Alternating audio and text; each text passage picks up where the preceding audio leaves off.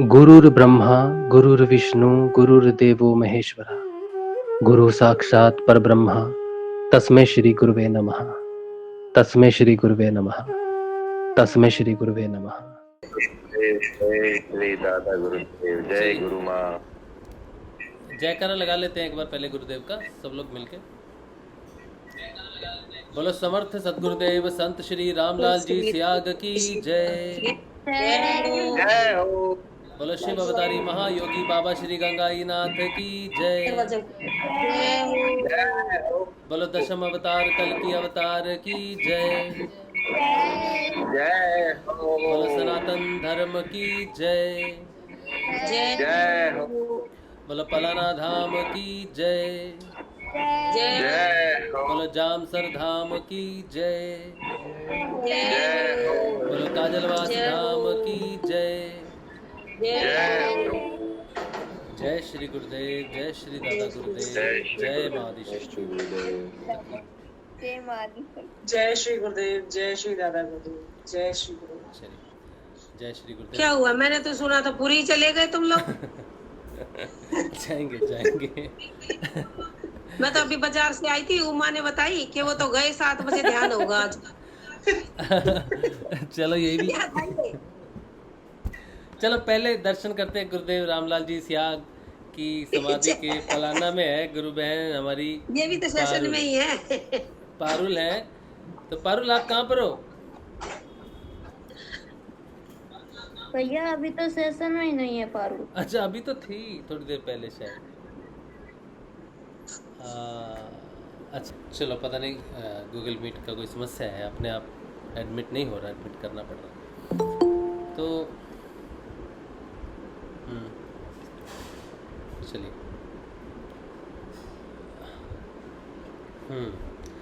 तो हम लोग गए थे एक्चुअली, हमने जाना है जगन्नाथपुरी, गुरुदेव का प्रचार प्रसार करना है, तो उसके लिए थोड़ा सा बिज़ी थे। गुरुदेव के कुछ बंगाली में कुछ लीफलेट वगैरह बनवा रहे हैं, तो उसके लिए थोड़ा बिज़ी रहे दिन में, और फिर शाम को मार्केट थोड़ा जाना पड़ा। कल मिलेंगे लीफलेट, कल बनेंगे शायद, अब देखो। तो कल बनेंगे तो फिर कल तो नहीं जा पाएंगे, परसों जा पाएंगे शायद, तो परसों का देखेंगे। उमा बोली वो तो गए पूरी, मैं तो बहुत जल्दी गए वो तो। नहीं पूरी नहीं, अब तो मार्क, अभी तो काम चल रहा है, वहाँ जाके करना क्या है। तो और ये बोले वो तो रास्ते का सीन भी दिखा रहा था। छत पे थे हम लोग, छत पे थे। अच्छा मैंने सोचा, मैंने बताया भी नहीं, एकदम से चले गए। मेरे को कह रहे थे बता तू के चल, सबको बता उन्होंने ये भी ना कहा कि शायद मैं जा ही रही हूँ। नहीं गुरुदेव का थोड़ा बंदोबस्त करके ही जाएंगे ना, वहाँ जाके अकेले क्या करेंगे, प्रचार नहीं किया तो फिर फायदा क्या जाने। नहीं सही है। तो उसके लिए थोड़ी प्रिपरेशन आज चल रही है, कल भी प्रिपरेशन चलेगी फिर। लेकिन वो होता है ना कि कोल्लू का बैल कह लो या कुछ भी कह लो, जिसको शाम को इतने बजे वहाँ पहुँचना ही है, तो वही हालत है मेरी। बस जहाँ भी कहीं पे रहूँगा ना, तो 6:30 यही मेरा कोल्लू है समझ लो। तो मुझे यहाँ पहुँचना ही पड़ता है। सही है। मैं तो अभी बाजार से आई थी तो बोली आज तो 7 बजे होगा। हाँ तो 7 क्यों बजे। बोली वो पूरी गए। नहीं ऐसे बात। चलो शुरू करते हैं, आज का सेशन शुरू करते हैं। हाँ ठीक है। जय गुरुदेव। जय गुरुदेव। अच्छा तो पारुल थी, अभी तो नहीं है, ज्वाइन में नहीं है, आएगी तो हम दर्शन करेंगे गुरुदेव के। तो ये जो सेशंस हैं, ये गुरुदेव श्री रामलाल जी सियाग के सिद्ध योग के सेशन है। भगवान श्री कल की अवतार स्वयं श्री सियाग हैं। गुरुदेव को हम कल की अवतार कहते हैं, और उनको हम उसके कहने के हमारे पास ऐसी कई चीज़ें हैं जिससे ये सिद्ध होता है कि हमारे गुरुदेव श्री रामलाल जी सियाग ही कल की अवतार हैं।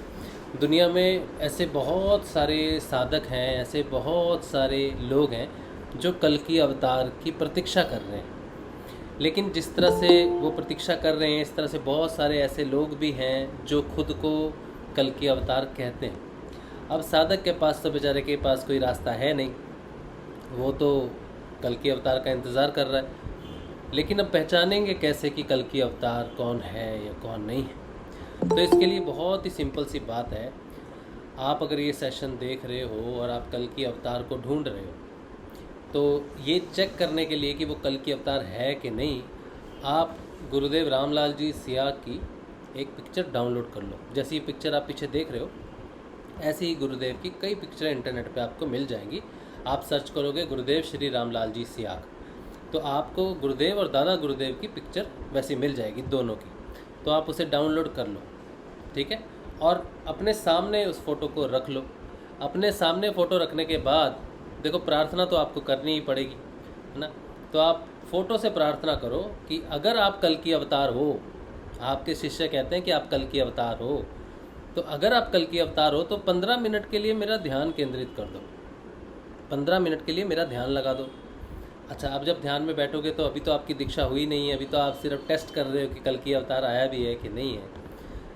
तो आप कोई भी मंत्र जप लो, राम का जप लो, कृष्ण का जप लो, या फिर आप किसी भी धर्म से हो, अल्लाह जप लो, या फिर आप कुछ भी मतलब आप जपना चाहते हो, जीसस जपना चाहते हो, वाहे गुरु जी जपना चाहते हो, कुछ भी जप लो। तो आप उस तस्वीर को सिर्फ इतना बोल के कि अगर आप कल की अवतार हो तो मेरा ध्यान लगा दो। और मंत्र मैं वही जप रहा हूँ अभी जो मेरे इष्ट देव हैं या जो मेरे गुरुदेव हैं या जो भी जिनको भी भगवान हैं। तो ऐसा करके 15 मिनट के लिए आप सहज आसन में बैठ जाओ। कोई विशेष आसन में बैठने की ज़रूरत नहीं है, बस ऐसे ही सहज आसन में आपने बैठ जाना है। तो सहज आसन में जब आप बैठ जाओगे तो 15 मिनट के लिए अब आपको कोई क्रिया होगी या आपका ध्यान लगेगा, उसकी आपने चिंता नहीं करनी है, घबराना भी नहीं है। कई बार कोई योग की क्रिया होनी शुरू हो जाती है तो आप घबराओ कि ये मुझे क्या होने लग गया, मेरा सिर घूम रहा है या मुझे शीर्षासन लग गया या कुछ भी, कोई भी घटना घटती है 15 मिनट में शरीर योगिक क्रिया की कोई चीज़ होती है तो अपने घबराना नहीं है। 15 मिनट शांति से बैठना है और फिर 15 मिनट बाद वो योगिक क्रिया अपने आप बंद हो जाएगी। इस 15 मिनट में आपको कुछ भी अनुभव होगा, शांति का अनुभव होता है या आपको कोई दिव्य अनुभव होता है या मन शांत होता है, कुछ भी आपको अनुभव होता है तो आपको पता चल जाएगा कि फ़ोटो के आगे ध्यान करने से और कल की अवतार कहने से मेरा ध्यान लगा है। बस वहीं पे प्रूव हो जाएगा कि ये कल की अवतार है कि नहीं है। बाकी अगर हम एक दूसरे से तर्क वितर्क करेंगे कि ये कल की है, इसका प्रमाण है, वो घोड़े पे आएगा, तस्वीर लेके आएगा, वो सारी चीज़ें अगर हम तर्क वितर्क में रहेंगे तो उसका कोई अंत नहीं है, ठीक है। तर्क वितर्क का कोई अंतर नहीं है। हम सिर्फ साक्षात्कार कर सकते हैं। ईश्वर तर्क का विषय नहीं है, ईश्वर है साक्षात्कार का विषय। तो अगर कल की अवतार है तो वो आपके अंदर आपको पता चल जाएगा, ध्यान करने से पता चलेगा, ठीक है, लड़ने से नहीं पता चलेगा। क्योंकि जब से ये प्रोग्राम शुरू हुआ है कल की अवतार की तस्वीर रखने वाला, तो बहुत सारे ऐसे लोग हैं जो इस नाम को खोजते हैं, कल की अवतार के नाम से सर्च करते हैं इंटरनेट पे, और फिर वो तर्क देते हैं कि ये कल की नहीं है, वो तो पंजाब में पैदा होंगे या वो तो उत्तर प्रदेश में पैदा होंगे। तो इस तरह के तर्क आते हैं। तो तर्क में पढ़ने की ज़रूरत नहीं। जिस तरह से आप कल्कि से प्रेम करते हैं, कल्कि का इंतज़ार कर रहे हैं, वैसे ही हम भी कल्कि से प्रेम करते हैं। बात ये है कि जो सच्चा कल्कि है वो हमारा ध्यान लगा देगा और हमारे अंदर के रावण को मारने में हमारी सहायता करेगा। जैसे राम ने बाहर के रावण को मारा, वैसे ही कल्कि इस कलयुग में हमारे अंदर के रावण को मारेगा। यही कल्कि का निशान होना चाहिए कि वो हमारे अवगुणों से हमें मुक्त करवा दे और हमें कोई ऐसी विधि दे, हमें कोई ऐसे हथियार दे जिससे हम अपने अंदर की नकारात्मकता से लड़ सकें और अपने मनुष्य जीवन को पूर्ण कर सकें और मोक्ष की तरफ बढ़ सकें। तो गुरुदेव रामलाल जी सियाग की जो सिद्ध योग की जो दीक्षा है, इसमें गुरुदेव यही कहते हैं कि आप संसार में रहते हुए, सब भोग विलास करते हुए नाम जपते रहना। भैया, हाँ जी, हाँ जी, मैं आ गई वापस। हाँ, आप आ गए, बहुत अच्छी बात है। तो बस 1 मिनट दे दो, मैं अपनी बात पूरी करके फिर हम लोग गुरुदेव के दर्शन भी करवाएंगे। कल की अवतार के आपको समाधि के दर्शन भी करवाएंगे, क्योंकि गुरुदेव अभी शरीर में नहीं है, लेकिन कल की अवतार वो है जो हमेशा आपके साथ रहेगा, ठीक है। उसकी भी बात हम बाद में करते हैं। तो सबसे पहले कि आप गुरुदेव का तस्वीर डाउनलोड करके ये देखिए, इसको चेक करके देखने से आपको ज़रूर पता चलेगा कि ये कल की अवतार हैं, ठीक है। हम सभी कल की अवतार से प्रेम करते हैं और ये जानना ज़रूरी है हमारा कि सही कौन है। तो सबसे पहले अभी तो हमारी गुरु बहन हैं पारुल, वो गुरुदेव जी की समाधि पे हैं और हम उनके दर्शन करेंगे। लॉगिन कर लो। जो लोग YouTube पे देख रहे हैं उनके लिए मैं फ़ोन पे लॉगिन कर लेता हूँ। तो फ़ोन मैं यहाँ पे रख दूँगा तो आप फ़ोन के माध्यम से देख पाओगे, ठीक है। फ़ोन से लॉगिन कर लो। और आप लोग जो गूगल मीट पे हैं, आप पिन कर लो आईडी गुरु सियाग पलाना पारुल सियाग, ये आईडी आप पिन कर लो।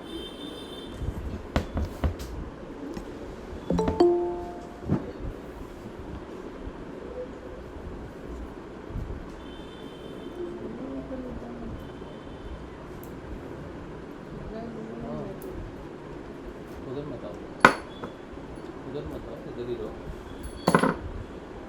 जय श्री गुरुदेव। दिखाओ। हाँ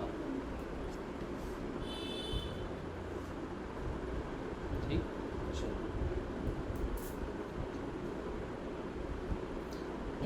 चलिए अब क्या करेंगे ना, हम पहले तो गुरुदेव की परिक्रमा करेंगे, है ना। परिक्रमा करते समय हम अपना अपना माइक बंद रखेंगे। आप अपने मन मन में गुरुदेव से प्रार्थना करना, ठीक है, मन मन में प्रार्थना करना। उसके बाद जब 3 परिक्रमा हो जाएगी तब हम गुरुदेव का जयकारा मिलके लगाएंगे। अभी परिक्रमा करते समय आप सिर्फ गुरुदेव को मन मन में प्रार्थना करो, ठीक है। चलो मैं भी अपना माइक बंद कर लूँ।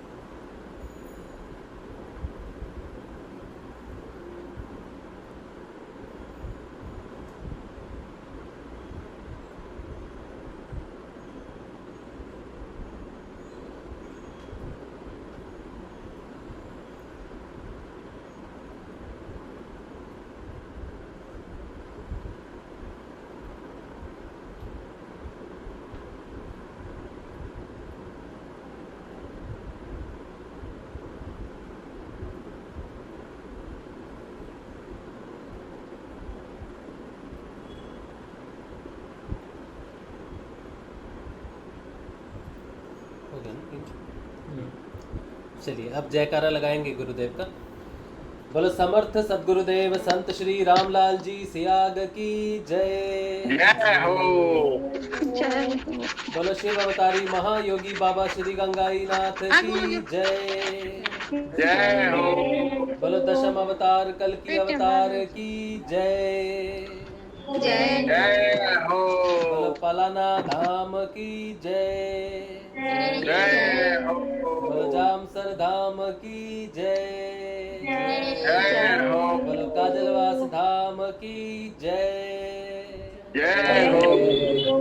जय श्री गुरुदेव, जय श्री दादा, जय श्री गुरुदेव, जय। जय श्री गुरुदेव। जय श्री गुरुदेव। जय श्री गुरुदेव।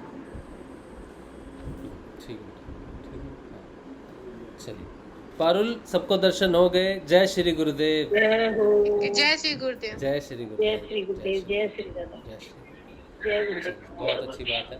आज थर्सडे है तो गुरुदेव हमें दर्शन देते हैं पारुल के माध्यम से, कभी कनिका के माध्यम से, लेकिन दर्शन देते हैं गुरुदेव हर थर्सडे को। यही गुरुदेव का, हम गुरुदेव से प्रेम करते हैं, गुरुदेव हमसे कई गुना ज़्यादा प्रेम करते हैं, जिसकी व्याख्या भी हम नहीं कर सकते।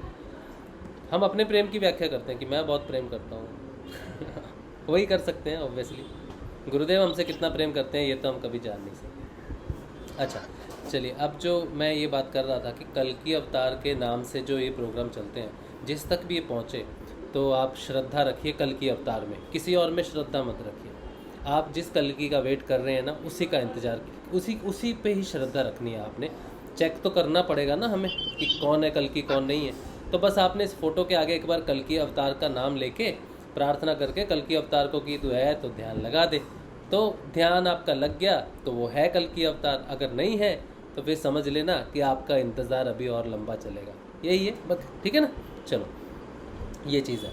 तो अब जो है हम गुरुदेव श्री रामलाल जी सियाग जो हमें दीक्षा देते हैं उससे हमें परिवर्तन आते हैं, बहुत सारे परिवर्तन अंदर से आते हैं। जैसे मैंने बात कही कि गुरुदेव रामलाल जी सियाग का जो दिव्य मंत्र है जिसे संजीवनी मंत्र कहते हैं, वो आप अगर दीक्षा लोगे ना तो इंटरनेट पे आपको गुरुदेव का संजीवनी मंत्र मिल जाएगा। गुरुदेव रामलाल जी सियाग संजीवनी मंत्र ऐसा लिखना, रामलाल जी सियाग संजीवनी मंत्र। तो आपको उनका 3 अक्षर का मंत्र है, 2 अक्षर सेम है, पहले में और बाद में अक्षर सेम है। वो 2 धारी तलवार की तरह काम करते हैं, इसीलिए तस्वीर कल्कि अवतार की और मंत्र जो है वो 2 धारी तलवार है कल्कि का।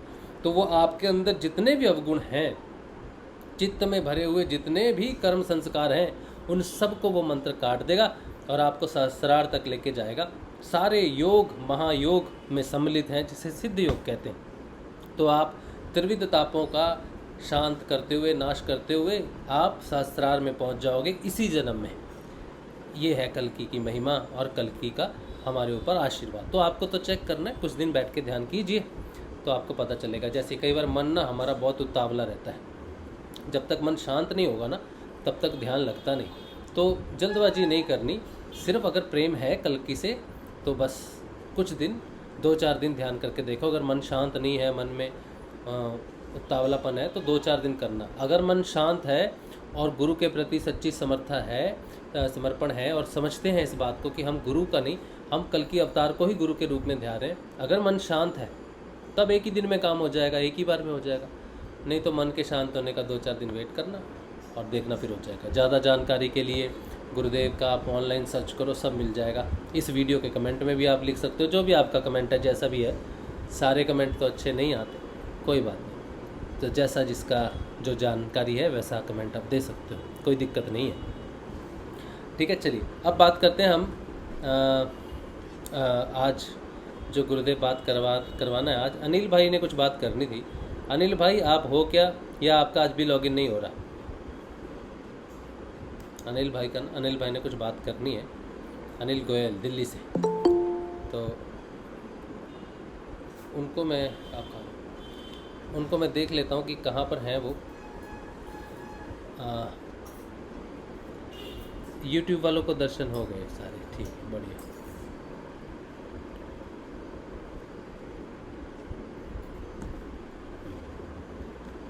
एक मिनट, हाँ देखता हूँ। अगर अनिल भाई ने अभी नहीं ज्वाइन किया तो फिर मैं कुछ बात करना चाहता हूँ आप सबसे, वो मैं बात करूँगा। अभय को बोल फोन दे। हम लोग जो अप्रैल के एंड में कहाँ जा रहे हैं? वृंदावन जा रहे हैं। तो वृंदावन जाएंगे, प्रचार प्रसार करेंगे वहाँ जाके भी, और वैसे भी हाँ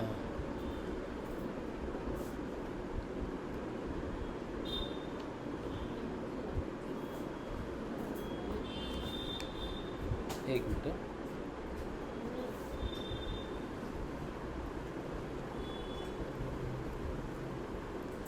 वो जाएंगे ना, तो वो भी जाएंगे, तो उनका प्लान है, तो उनसे जानकारी हम ले लेंगे।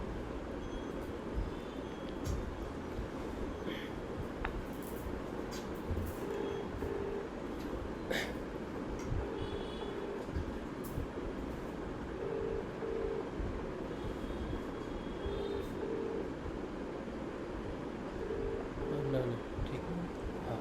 और सुनो, इसकी चार्जिंग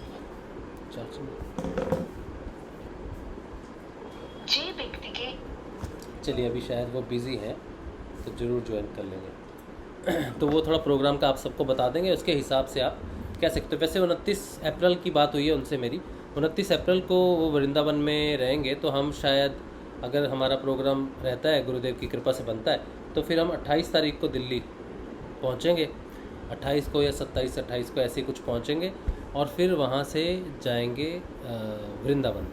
उम्मीद है कि 3-4 दिन रहें, 2-3 दिन रहें, गुरुदेव का प्रचार करेंगे वृंदावन में, और वहाँ पर ध्यान वगैरह लगाएंगे, शिविर वगैरह लेंगे। और गुरु तत्व है वहाँ पर, कृष्ण जहाँ जहाँ है वहाँ मेरे प्यारे गुरुदेव का तत्व है। गुरुदेव कल्कि अवतार, जैसे हमने बात की, कृष्ण तत्व है। तो जहाँ जहाँ गुरुदेव का कृष्ण रूपी तत्व है वहाँ पर उन्होंने धर्म, सनातन धर्म का प्रचार प्रसार किया, सनातन धर्म के लिए उन्होंने अवतरण लिया है। तो उन विशेष जगहों पे जाके प्रचार करने का एक मानसिक प्रेरणा है। ठीक है, मुझे है। अब जो चलना चाहेंगे वो चलेंगे। मैसेज सुन के मुझे बताओ क्या कह रहे हैं। तो वो 29 अप्रैल का है। ठीक है, 29 अप्रैल को हमने वृंदावन रहना है और 29 से फिर 4-5 दिन आगे लगा लो। अगर आप आना चाहो तो आप आ सकते हो। अभी तो हम जब टिकट बुक करेंगे तब हम आपको बता भी देंगे, ऑनलाइन भी मैं बता दूंगा। एक ये बात है। दूसरी बात कि जो अभी बात चल रही है जगन्नाथपुरी की, वहाँ पर भी गुरु तत्व है और वहाँ पर भी गुरुदेव का प्रचार प्रसार करने की प्रेरणा है और दर्शन करने की भी प्रेरणा है।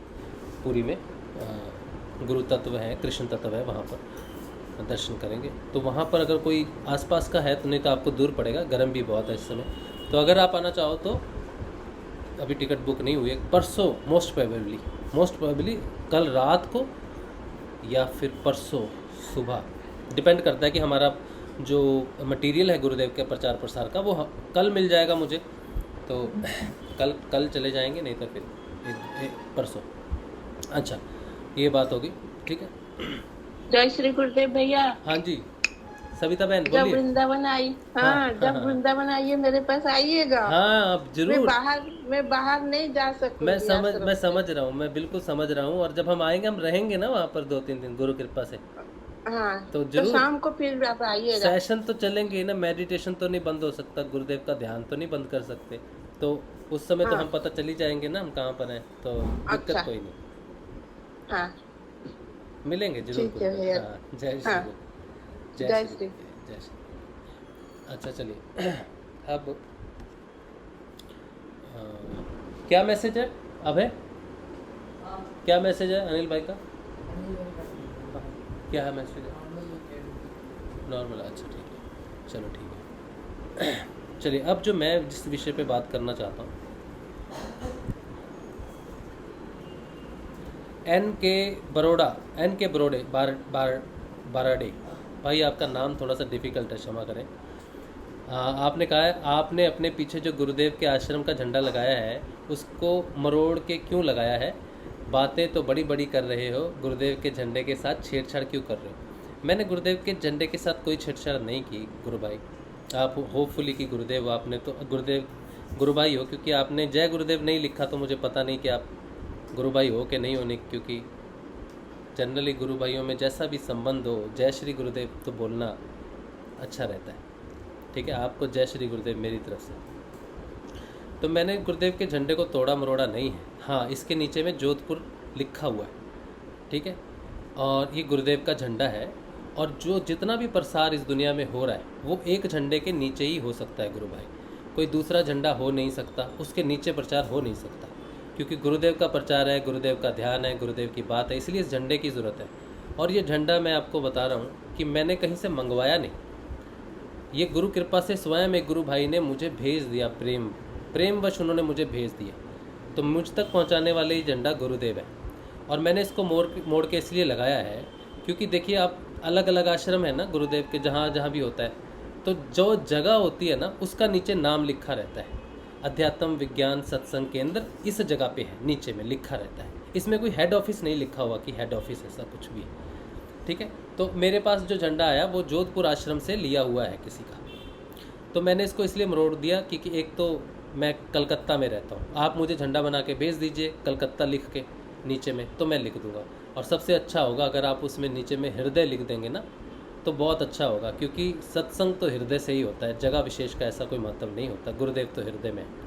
और मैं इसको खोल दूंगा अगर आपको कोई परेशानी है इस चीज़ से कि आप चाहते हो कि जोधपुर इसमें दिखे आपको लिखा हुआ, तो मुझे कोई परेशानी नहीं है, मैं इसको खोल दूंगा। ठीक है, आपको अगर इससे खुशी मिलेगी, अच्छा लगेगा आपको, तो मैं खोल दूंगा, मुझे कोई दिक्कत नहीं है। मुझे तो गुरुदेव की बात करनी है। ठीक है, और झंडे के नीचे बैठ के करनी है।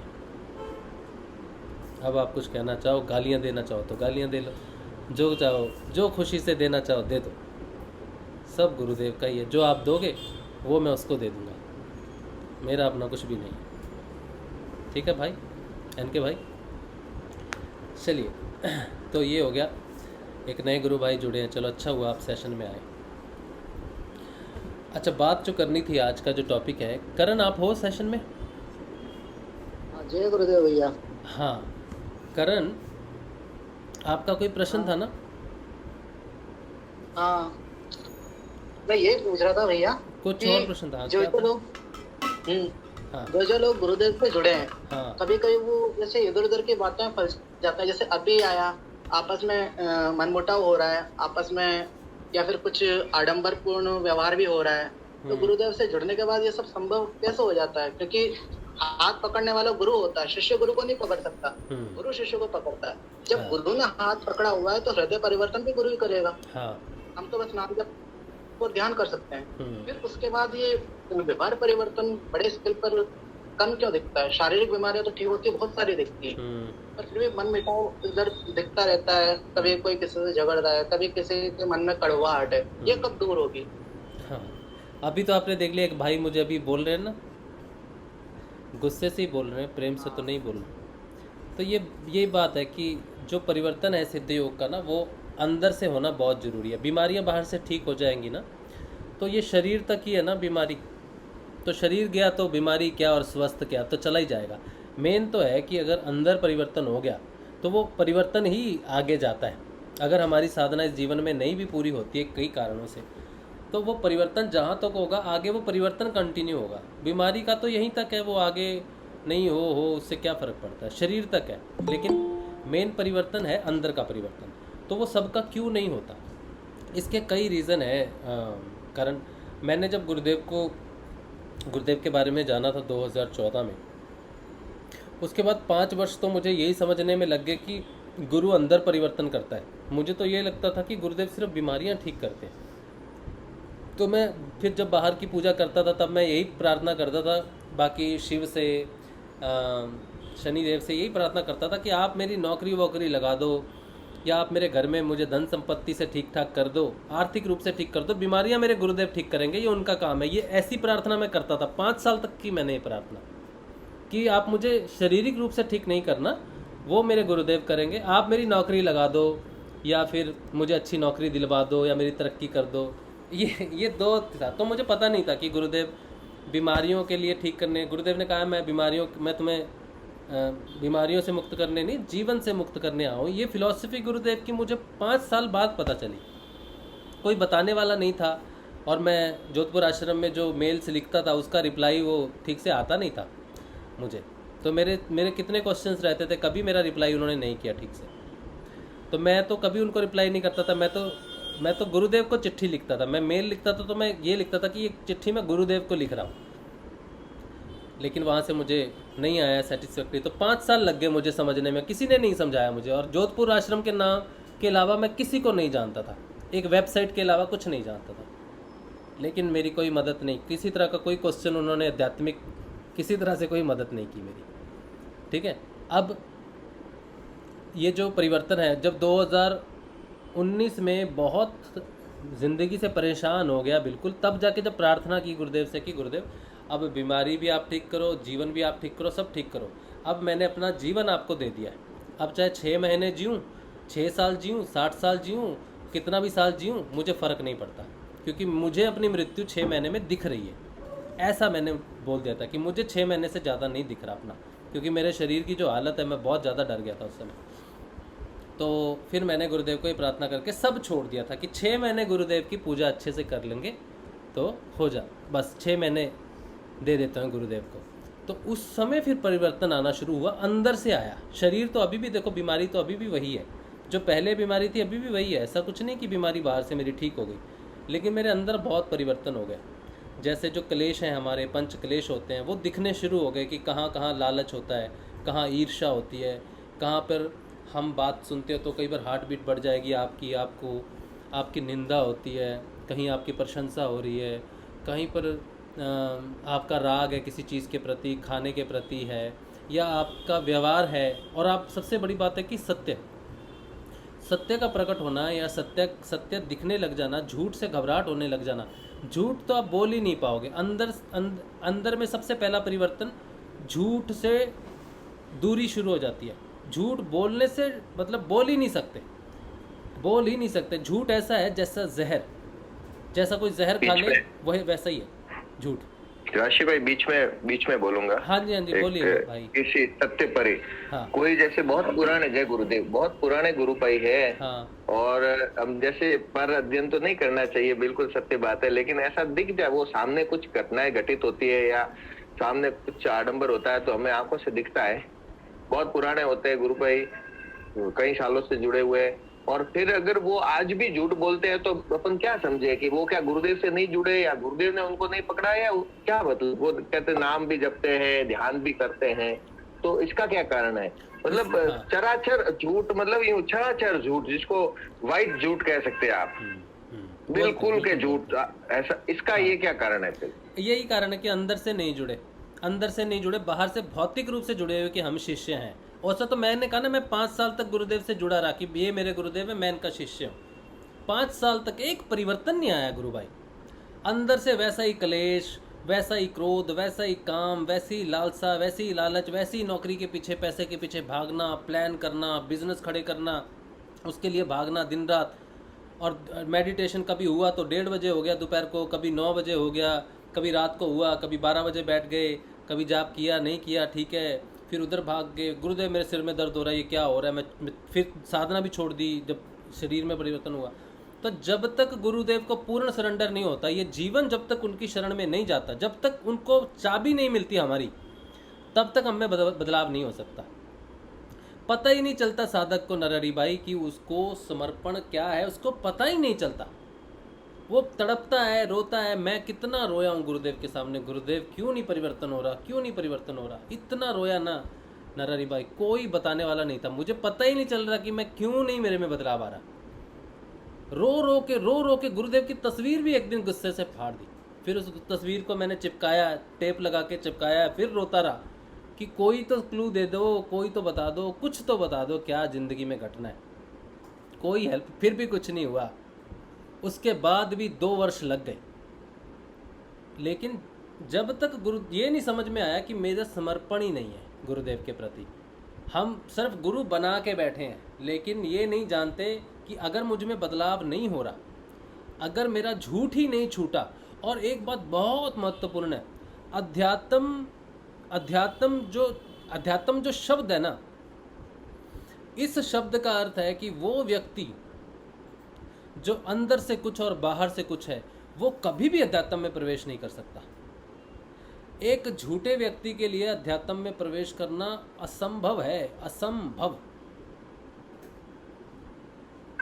तो कोई 20-20 साल से अगर कर रहा है, दिखता भी है, जय गुरुदेव मिले तब जय गुरुदेव भी करता है, और उसके बाद भी बड़े बड़े झूठ देखने को मिलते हैं ऐसे लोगों के साथ में, तो ये क्या, ये मतलब जुड़े ही नहीं, मतलब है ना, जुड़े मतलब ये अंदर से नहीं जुड़े। हाँ बिल्कुल, अंदर तो से उनका नाम जब किया हुआ व्यर्थ है, मतलब बिल्कुल। नाम जाप तो चलो वो कर रहे हैं, वो तो एक समय, जब बहुत समय हो जाएगा, जब गुरुदेव, फिर उनके जीवन में कठिनाइयाँ आएंगी। अगर वो नहीं मानेंगे ना, जीवन में कोई बीमारी नहीं है, कोई तकलीफ नहीं है, वो नाम जप रहा है लेकिन बदलाव नहीं है, फिर जीवन में उनके ऐसा भारी कष्ट आएगा, ऐसा मतलब डरावना जीवन हो जाएगा कि उनके पास कोई रास्ता बचेगा नहीं। उस दिन जब वो झुकेगा ना, चाहे उसको 5 साल लग जाए, 10 साल लग जाए, मुझे 5 साल लगे, मेरी जिंदगी में जब मृत्यु नहीं आई, जब तक मुझे कहाँ अक्ल आई। तो 5 साल में पहले भी अक्ल आती तो कर लेता ना, जब सब कुछ ठीक है। लेकिन जब मृत्यु सामने खड़ी होगी, डॉक्टर ने लिख के दे दिया ये टूट जाएगी भाई, तेरी कमर टूट जाएगी, ठीक है, बोल दिया उसने, यार गई, अब नहीं। फिर जिसकी कमर ही टूट जाए वो क्या करेगा इंसान? 35 साल में जिसकी कमर 37 साल में टूट जाए, क्या करेगा? तो उस दिन मैंने मुझे पता है वो 2 घंटे मैंने ऑफिस से घर आने तक मेरे कैसे बीते, ठीक है। उसके बाद हुआ। तो जो व्यक्ति आज नहीं समझ रहा, नाम जाप करता रहेगा ना, तो एक दिन उसके जीवन में वो घटना घटेगी। और ऐसे नहीं कि गुरुदेव उसके सामने प्रकट होकर कहेंगे बेटा तू सुधर जा, नहीं, सामने तो उसके माया से ही काम होगा, और जीवन ऐसा फंसेगा कि निकलने का कोई रास्ता नहीं निकलेगा, सारे रास्ते बंद हो जाएंगे, सिर्फ एक रास्ता, सिर्फ एक गुरु बचा रहेगा और कोई नहीं बचेगा। कोई देवी, कोई देवता, कोई पाठ, कोई व्रत, कोई संकल्प, कोई दौलत, कुछ भी, यारी दोस्ती, माँ बाप, भाई बहन, औरत, बच्चे, कोई नहीं खड़ा रहेगा, कोई भी नहीं खड़ा रहेगा। सिर्फ एकमात्र गुरु दिखेगा और उसके अलावा उसको कोई नहीं दिखेगा। और उस एक दिन उसका स्थिति पर्चा ऐसी भी हुई, ऐसा भी हुआ, गुरु भाई है कोई, तो उनके साथ 2 बार ऐसी कोई स्थिति बनी। तो जब स्थिति बने तब तो वो कनेक्ट होते हैं। हाँ बहुत जय गुरुदेव होता है, गुरुदेव का नाम जब ध्यान ऐसे जैसे लगता है कि कुछ जैसे हाँ। लेकिन जैसे ही वापस थोड़ा सुधार हुआ, हाँ। उसके बाद पुनः वो उसी माया में। और ये भी देखने को मिल रहा है कि ये बहुत मतलब कष्ट आए तो उस समय गुरुदेव से जुड़े, फिर थोड़े ठीक होने लगे तो और देवी देवता ऐसे उसमें उलझ गए, और कोई दूसरा आया तो उसके भी चरण पकड़ लिए, तीसरा आया तो उसके भी पकड़ लिए, और वापस बस वो जैसे थे, यानी कि पहले जैसे थे वैसे की वैसे, हाँ भाई सभी ठीक है, वो उधर इतना कनेक्ट हो ही नहीं पाते हैं। तो ऐसी घटनाएं बार बार, आपने कहा ना कष्ट भी आते हैं, कष्ट आने के बावजूद भी कनेक्ट नहीं हो पाते। एक गुरु भाई तो नहीं थे वो पहले से, तो उनकी कोई एक दुर्घटना हुई, तो मैं उनको सुबह 6 बजे कॉल भी करता था ध्यान करने के लिए, तो वो राशि भाई जुड़ ही नहीं पाए आखिर, मतलब अंदर से, क्योंकि वो फिर दूसरे देवी देवताओं में, और आज भी उनकी वो स्थिति है, कमर की प्रॉब्लम, उनका एक्सीडेंट हुआ था, कमर के नीचे का हिस्सा पूरा काम नहीं करता है। अच्छा। लेकिन वो गुरुदेव से जुड़ नहीं पाए। मैंने तस्वीर वो सारा सब किया, 3-4 बार मैं मिला, रोज सुबह उठ के मैं उनको कॉल करता था कि भाई ध्यान करने के लिए उठ जाओ, ध्यान का टाइम हो गया। फिर आखिर कितने दिन तक करे, लेकिन मुझे लगा कि वो अंदर से जुड़ नहीं पाए। तो ये भी कोई प्रारब्ध या ऐसा कोई रहता है कि उसके कारण कोई गुरुजी से जुड़ ही नहीं पाता, क्योंकि जुड़ जाए, मैंने मतलब इतनी बहस हो गई मेरी एक दूसरे व्यक्ति के साथ कुंडलिनी शक्ति और गुरुदेव की शक्ति की, तो मैंने उसको चैलेंज कर दिया, लेकिन अगर ये नाम जप और ध्यान करता है तो ये आदमी खड़ा होकर चलेगा। हाँ। लेकिन वो चैलेंज मेरा इसलिए फेल हो गया क्योंकि वो नाम जप और ध्यान कर ही नहीं पाया। बात वो थी कि नाम जप और ध्यान, ऐसा नहीं था कि मेरे गुरुदेव ऐसे ही इसको खड़ा कर देंगे, लेकिन अगर वो कनेक्ट होता है तो जरूर वो चलेगा, लेकिन वो नहीं चल पाया क्योंकि वो गुरुदेव से कनेक्ट नहीं हो पाया। तो मुझे लगता है कि हमें कोई पूजा पाठ या जितना भी करते हैं तो वो ईश्वर की दर तक तो जा सकते हैं, लेकिन फिर हम गुरुजी से, गुरुदेव की बात तक तो कई लोग पहुंच जाते हैं, लेकिन कनेक्ट होना वो सिर्फ और सिर्फ कोई गुरुदेव की कृपा से, अहेतु की वो कृपा करे ना, तो ही हम उनसे जुड़ पाते हैं। बिल्कुल सही। नहीं तो नहीं जुड़ पाते नहीं जुड़, उसकी इच्छा के बिना नहीं होता कुछ भी। एक बात बताता हूँ नरहरि भाई, हम तो बहुत साधारण लोग हैं ना, कोई विशेष नहीं है, लेकिन विवेकानंद की बात मैं आपको बता रहा हूँ, जिन्होंने नहीं पहले बात बोली है मैंने बात, मैं फिर से एक बार बता रहा हूँ आपको। हम लोग जितने भी लोग हैं ना, ये तीन गुणों के अधीन है, सत्व रजस और तमस। सबसे ज़्यादा प्रभावकारी तमस रहता है, सबसे कठिन तपस्या तमस गुण में रहती है, और सबसे लंबी तपस्या भी तमस गुण में ही चलती है। अगर 12 वर्षों में हमारी साधना को विभाजित करें तो उसमें से 7.5 वर्ष सिर्फ तमस गुण से निकलने में लगते हैं, फिर उससे आधे लगते हैं रजस गुण के लिए, और उससे भी आधा लगता है सत्व गुण से निकलने के लिए। ये नॉर्मल प्रक्रिया जो मुझे समझ में आई है आज तक। अब क्या है कि विवेकानंद की बात मैं आपको बता रहा हूँ। विवेकानंद जब श्री रामकृष्ण परमहंस के पास आए तो श्री रामकृष्ण परमहंस की समाधि लग जाती थी उनसे बात करते हुए। अब देखो, रामकृष्ण परमहंस तो कितनी हायर स्थिति है, और विवेकानंद ने तो अपने आप को रियलाइज़ भी नहीं किया था अभी, लेकिन फिर भी विवेकानंद का गाना सुनते थे तो श्री रामकृष्ण परमहंस समाधि में चले जाते थे। अभी कोई गुरु भाई हो पुराना जिसको समाधि लगी हो, और वो हम में से किसी एक नए गुरु भाई की आवाज़ सुने, और अगर उसको जरा सी भी क्रिया हो जाए तो उसका अहम भाव आ सकता है बीच में, यार ये तो कल जुड़ा है, इसकी आवाज़ सुन के मुझे कैसे कुछ हो सकता है। लेकिन देखो, रामकृष्ण परमहंस में वो अहम नहीं था, वो स्वयं गुरु होके शिष्य की आवाज़ सुन के समाधि में चले जाते थे। ऐसा उदाहरण नहीं मिलता। अच्छा, तो रामकृष्ण परमहंस पे विवेकानंद जी को कुछ ज़्यादा यकीन था नहीं, तो वो 2.5-3 साल उनकी लड़ाई चलती रही और वो उनको परखते रहे। रामकृष्ण परमहंस ने जब विवेकानंद जी को चेतन कर दिया और कई बार समाधि में भी लेके गए, उसके बाद उन्होंने जब अपना शरीर त्याग दिया तो अब समय था विवेकानंद का कि वो भारत भ्रमण करे, और भारत में जितने भी भारत का जैसा भी है सनातन धर्म में या लोग जैसे भी हैं, पता करे कि कैसा है भारत, और फिर विदेश में जाए और विदेश पता करे विदेश कैसा है, और फिर वो लाए भारत में जो भारत को ज़रूरत है, और वो ले जाए भारत से जो दूसरे देश को ज़रूरत है। इसलिए विवेकानंद जी का महत्वपूर्ण जीवन जो है वो अमेरिका में बीता, और उससे पहले भारत भ्रमण में बीता। भारत भ्रमण करते समय वो एक जगह पर पहुंचते हैं जहां पर उन्हें एक ऐसे सिद्ध से मुलाकात होती है, एक ऐसे संत से मुलाकात होती है जो अपनी कृपा से शरीर की कोई भी बीमारी ठीक कर सकते हैं। विवेकानंद उस समय कमर की प्रॉब्लम से बहुत बुरी तरह जूझ रहे थे। उनको बैक पेन था, और ऐसा बैक पेन था, पीठ का दर्द था, उनसे सहन नहीं होता था, बहुत ज़्यादा होता था। तो जब वो पहुँचे तो उन्हें पता चला कि ये संत हैं और इनसे अगर मैं दीक्षा ले लूँ तो मेरा बैक पेन बिल्कुल ठीक हो जाएगा, मैं जितनी भी बीमारियाँ मेरे शरीर में पल रही हैं वो सारी ख़त्म हो जाएंगी। तो उन्होंने डिसाइड किया कि मैं कल सुबह सुबह इनसे दीक्षा ले लूँगा और इनका मंत्र जपूँगा। तो रात को रामकृष्ण परमहंस ने उन्हें सोने नहीं दिया, तो उसके साइड में आके खड़े हो गए और उदास हो गए बहुत ज़्यादा खड़े होके। तो उन्हें लग रहा मेरा गुरु साइड में खड़ा और बहुत उदास भाव से खड़ा है कि ये तो क्या कर रहा है। और फिर विवेकानंद अगले दिन उनकी मतलब वो सोचते कि मेरे प्रभु नाराज़ खड़े हैं कि तू अभी दूसरे के पास जा रहा है, दूसरे की दीक्षा लेने जा रहा है, तो नाराज़ है, तो नहीं ले पाए। इस तरह से 40-45 दिन तक लगातार रोज विवेकानंद का जो समर्पण था रामकृष्ण परमहंस के प्रति टूटा, क्योंकि उनको शरीर में बड़ी तकलीफ थी। तो वो सोचते थे कि हर रोज रामकृष्ण परमहंस खड़े हो जाते थे रात को उनके साइड में आके और उदास खड़े हो जाते थे आके, ठीक है। तो फिर उन्होंने 40-45 दिन लगातार जब ये चला तो उन्होंने डिसाइड किया कि रामकृष्ण परमहंस को निवेदन किया, प्रार्थना की कि मुझसे गलती हो गई, आज के बाद मैं कभी ऐसी गलती नहीं करूँगा कि मैं किसी और की दीक्षा लूँ, क्योंकि अगर मैं यहाँ किसी और की दीक्षा लेता हूँ, यहाँ से अगर मैं गिरा तो मुझे कई जन्म लग जाएंगे वापस उठने में, मैं मतलब वो योग भ्रष्ट वाली बात जो होती है। तो फिर उन्होंने डिसाइड किया कि मैं नहीं करूँगा। तो कुछ शिष्य जो हैं, जैसे अगर हमारी बात करें सिंपल सी, तो हमारा भटकना कोई बहुत बड़ी बात नहीं है नरहरि भाई। हम अगर सुख में गुरुदेव और दुख में भटक जाएं तो आम सी बात है, गुरु जानता है कि आम बात है। लेकिन जो व्यक्ति नाम जपता है लगातार, चाहे वो कितना भी भटके, गुरु उसको नहीं छोड़ेगा। गुरु अपने प्रिय शिष्य को कभी नहीं छोड़ता, कभी भी नहीं छोड़ता।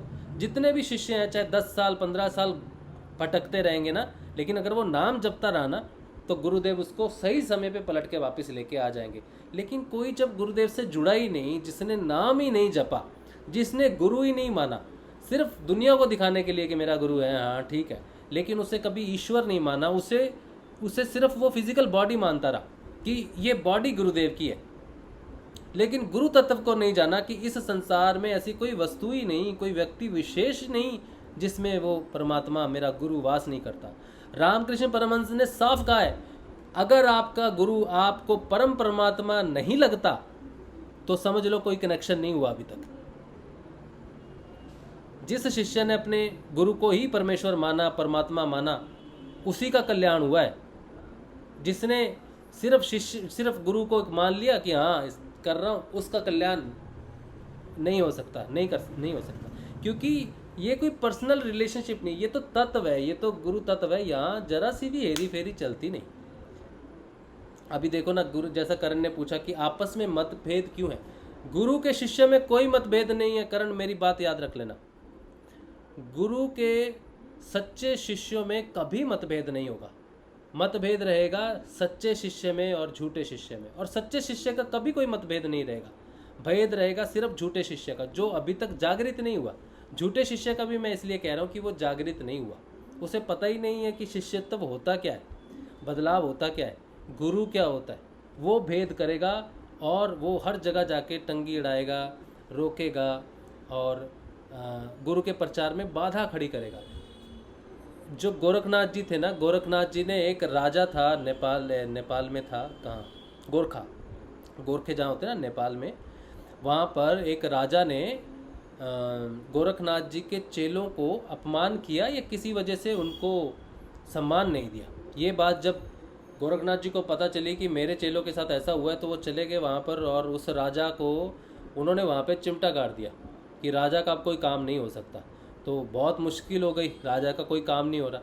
तो वो मनाने आया गोरखनाथ जी को, तो गोरखनाथ जी माने नहीं किसी भी तरह से, तो बड़े परेशान हो गए। तो उन्होंने पूछा, संतों से पूछा कि क्या किया जाए, ये तो बाबा नाराज़ हो गए हैं, तो ये तो मान ही नहीं रही, ऐसे तो मेरा पूरा बेड़ा गर्क हो जाएगा, मेरा राज्य चौपट हो जाएगा। मैं क्या करूं, कैसे मनाऊं? तो बोला आप इसको नहीं मना सकते, आप इनके गुरु को मना लीजिए। मत्स्येंद्र नाथ जी की झांकी निकालिए और झांकी ठीक इनके सामने से लेके जाइए जहां पर चिमटा गाड़ा हुआ है इन्होंने। तो उन्होंने क्या किया, राजा ने मत्स्येंद्र नाथ की बहुत सुंदर झांकी बनाई, ढोल बाजे सब मत्स्येंद्र नाथ की जय, मत्स्येंद्र नाथ की जय, मत्स्येंद्र नाथ की जय करते हुए गोरखनाथ जी के ठीक सामने निकले। और गोरखनाथ जी गुस्से में बैठे, जैसे ही झांकी सामने आई वो उनको वो भूल गए कि वो भाई धरना देके बैठे हैं वो मस्त नाचने लगे और वो सब जयकार कर रहे, वो खुद जयकार, वो झंडा उखाड़ दिया वो चिमटा और वो नाचने लगे, मत्स्येंद्र नाथ की जय, मेरे गुरु की जय मस्त हो गए। तो जो शिष्यों का जो पर्सनल भेद है ना, वो गुरु से ऊपर नहीं हो सकता। ये गोरखनाथ जी हमें शिक्षा देते हैं कि जहाँ गुरु की जय जयकार है वहाँ ना तेरा कोई मतभेद, ना तेरा कोई पर्सनल, तू कहाँ, गुरु जहाँ पर है वहाँ तुझे सिर्फ झुकना है, प्रणाम करना है। कोई राक्षस, कोई ब्रह्म राक्षस, कोई देव, कोई दूत, कोई भूत, कोई प्रेत भी तेरे गुरुदेव की जय कर रहा है तो तूने जय ही करनी है गुरुदेव की, क्योंकि वो जय कर रहा है, उसको भी वहाँ से मुक्ति चाहिए। ठीक है, तो जो भेद है ना, वो सच्चा शिष्य, गोरखनाथ जी जैसा शिष्य या गोरखनाथ जी को प्रेरणा मानने वाला शिष्य अगर है कि मुझे भी वैसा ही शिष्य बनना है जैसा गोरखनाथ जी थे अपने मत्स्येंद्र नाथ जी के थे, कि मत्स्येंद्र नाथ जी के लिए अपनी आँख तक दे दी और उन्होंने सब कुछ गोरखनाथ को दे दिया। तो ऐसा अगर वो प्रेरणा स्रोत है कि गुरुदेव के प्रचार में कभी बाधा नहीं बनूंगा, गुरुदेव के प्रचार में हमेशा सपोर्ट करूंगा, हमेशा जय जयकार करूंगा, ठीक है, तो वैसा शिष्य सच्चा शिष्य है, वही शिष्य है गुरुदेव को प्यारा। लेकिन जो कहेगा कि तुम प्रचार क्यों कर रहे हो, तुम ऐसे प्रचार क्यों कर रहे हो, जैसे अभी एक गुरु भाई ने आके मुझे 4 बातें सुनाई हैं, अब उसका ये ध्यान नहीं है कि गुरुदेव का काम चल रहा है, उसको वो झंडा दिख रहा है, गुरुदेव की तस्वीर नहीं दिखी कि गुरुदेव की तस्वीर पे आपने फूल चढ़ाए हैं, ये उसको नहीं दिखे, गुरुदेव की चरणों की फ़ोटो उसको पीछे नहीं दिखी, उसको वो दिखा जो वो देखना चाहता था। तो आपको वही दिखेगा, शिष्य को वही दिखेगा जो देखना चाहता है। सच्चे शिष्य को उसको गुरु दिखेगा, सच्चे शिष्य को उसके गुरु का नाम दिखेगा, उसके नाम का सत्संग है, उसके नाम का प्रचार है, वो दिखेगा। इसलिए भेद है करण, सच्चे शिष्य में कभी भेद नहीं होता, ठीक है, और ना ही कोई मान सम्मान या अपमान की बात होती है, क्योंकि सब कुछ गुरुदेव का है। गुरुदेव पे FIR होती थी ना, तो गुरुदेव कहते थे मैं चाहूँ तो मैं भी FIR कर दूँ, लेकिन ये मेरा बिजनेस नहीं है, इसमें कोई मान सम्मान नहीं है मेरा, ये मेरा मिशन है, और जो भी नफ़ा नुकसान है वो जटाधारी जूटधारी बाबा श्री गंगाई नाथ जी का है, पिता का है सारा कुछ, मेरा कुछ नहीं है। तो हम भी यही मानते हैं, जो गुरु भाई प्रेम देते हैं प्रेम ठीक है, जो नफ़रत देते हैं नफ़रत ठीक है। मैंने तो जेब में डालना है, और जेब में जो डालता हूँ शाम को वो उसको दे देना, ये देख तेरी कमाई है। अब तेरा शिष्य तुझे गाली दे के गया है या तुझे प्रेम करके गया, अब तू संभाल, लेकिन मेरा मेहनताना जैसे तूने मांगा वैसे ही मेरा मेहनताना, कि मुझ पे अपना आशीर्वाद बना के रखना। मेरा कोई भ्रम हो, मेरा कोई अहंकार हो तो चकनाचूर कर देना। अगर सर से ना निकले ना भ्रम तो सर को चकनाचूर कर देना।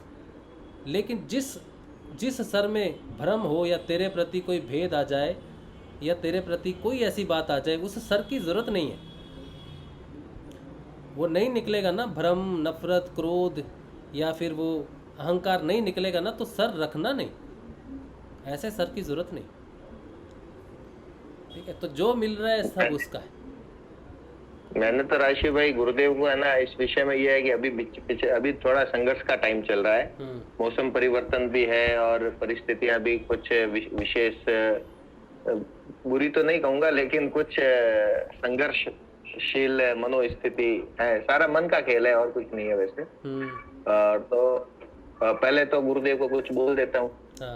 आपकी तरह मैं प्यारे तो नहीं बोल सकता, क्योंकि मेरे अंदर से ऐसा भाव उत्पन्न नहीं होता है। मेरे रहता है गुरु है, प्रिसेप्टर, बॉस साहब, ऐसे उनके सामने मैं यूं ऐसे नहीं कर सकता। हाँ, रो सकते हैं, बाकी मैं उनको, आप कहते हैं ना प्यार करो, तो मैं गुरुजी से प्यार ऐसे प्यार करते हैं ना, कृष्ण से मैं प्यार, वो मेरे मित्र रूप में थे तो मैं उस रूप में, तो मेरे वो मित्र है तो उनको मैं कुछ भी कह सकता हूँ, है ना। ऐसे तू तड़ाका से भी बोलते थे ऐसे तो, लेकिन जब गुरुजी है ना, तो गुरुजी को मैं वैसे ऐसा नहीं बोल सकता। गुरुजी को तो दोनों हाथ जोड़ के ही बात ही करनी होती है, और ऐसे फिर कभी ऐसे मनोस्थिति बहुत विकट होती है तो गुरुदेव को जैसे कह देते, गुरुदेव ये तो ऐसा नहीं होना चाहिए, ऐसा तो कम से कम होना ही चाहिए, इतना तो होना ही चाहिए ऐसे।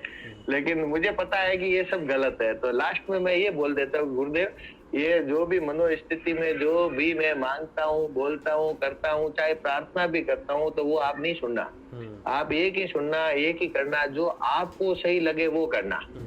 मैंने जो मांगा है या जो मैं बोल रहा हूँ, ये मेरी उद्विग्न मनोस्थिति के कारण वो कुछ भी घटित हो रहा है।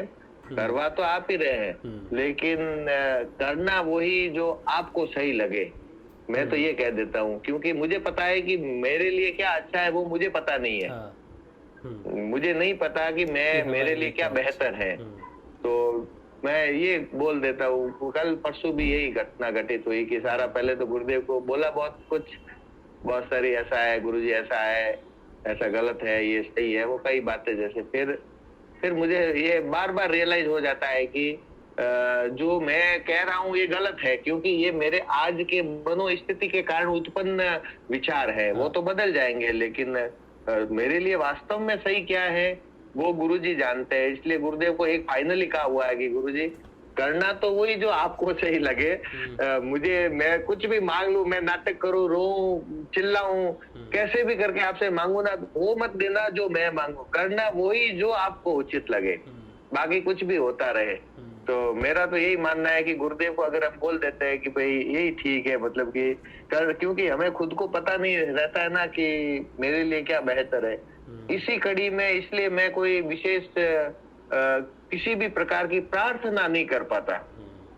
ऐसी प्रार्थना जो भौतिक वस्तु की प्राप्ति हो, या रोग मुक्ति की हो, या कोई काम बनाने की हो, या ऐसी कुछ भी जो एक मांग हो कि मोक्ष करने की हो, कि कुछ भी नहीं, बस क्योंकि मुझे पता नहीं है कि बेहतर क्या है, अच्छा क्या है।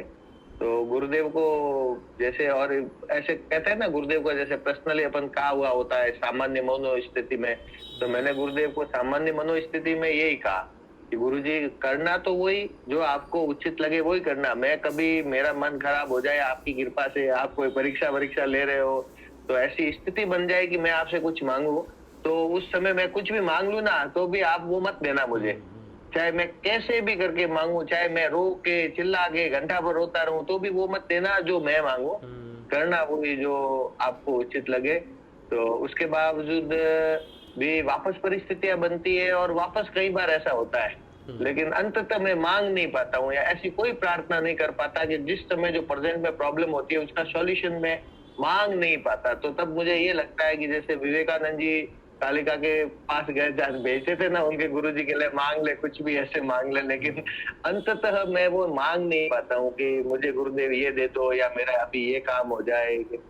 बस फाइनल यही रहता है, और अंततः यही लगता है कि मेरे लिए बेहतर क्या है वो सिर्फ मेरे गुरुदेव जानते हैं। और जैसे कई ऐसे प्रश्न खड़े होते हैं, आज जैसे मैं आपको प्रश्न ही करने वाला था, लेकिन वो प्रश्न भी ऐसे रहते हैं कि मुझे वैसे उनके उत्तर पता होते हैं। तो भी जैसे कि हम सत्संग में बात करें कि जैसे अब मैं परेशान, मन मेरा स्थिर नहीं होता, तो गुरुदेव को मैंने कहा इस मन को आप बांध के, डोरी से बांध के, इसको गिरफ्तार करके कहीं रख दो ना साइड में, ये बार बार परेशान करता है। ये रियलाइज होता है कि ये मन कर रहा है, लेकिन परेशान बहुत करता है। जैसे नाम जब भी कर रहे हैं, नाद भी सुन रहे हैं, तो भी वो मन भागता है इधर उधर, कई विचारों से उलझा देता है। तो मैंने कहा ये समय पता नहीं कितने समय तक चलेगा।